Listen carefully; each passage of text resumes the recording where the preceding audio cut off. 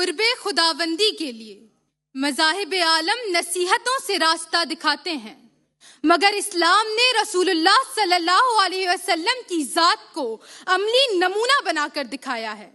اللہ فرماتے ہیں، بے شک تمہارے لیے رسول اللہ صلی اللہ علیہ وسلم کی زندگی بہترین نمونہ ہے۔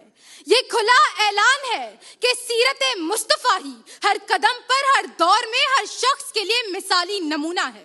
اسی لیے سیرت النبی کا مطالعہ ضروری ہے۔ سیرت النبی یعنی نبی کریم کے حالات و کردار، عادات و اطوار اور اقوال و افعال کا مجموعہ۔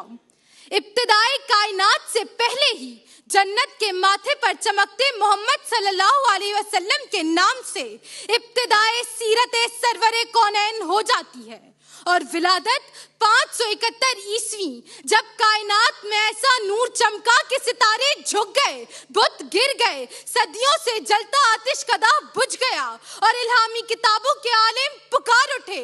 آ گئے وہ شاہ امم جن کی سلطنت مشرق و مغرب تک پھیلی ہوئی ہے، جن کا اخلاق انک لعلی خلق عظیم، جن کی رحمت وما ارسلناک الا رحمۃ للعالمین ہے، جس نے بیٹی کو رحمت بنایا، عورت کو رتبہ دلایا، غلاموں پر شفقت لٹائی، بکھرے قبائل کو امت بنایا، مصیبت میں غیروں کے کام آنے والا، وہ اپنے پرائے کا غم کھانے والا، وہ نبیوں میں رحمت لقب پانے والا، سردار الانبیاء تمام نبیوں کی خوبیاں لے کر آئے۔ میرے نبی میں آدم کا خلق نور کی تبلیغ ہے، ابراہیم کا عمل توحید، اسماعیل کا ایثار ہے، موسیٰ کا جلال، ہارون کا جمال ہے، یحییٰ کی پاک دامنی ہے۔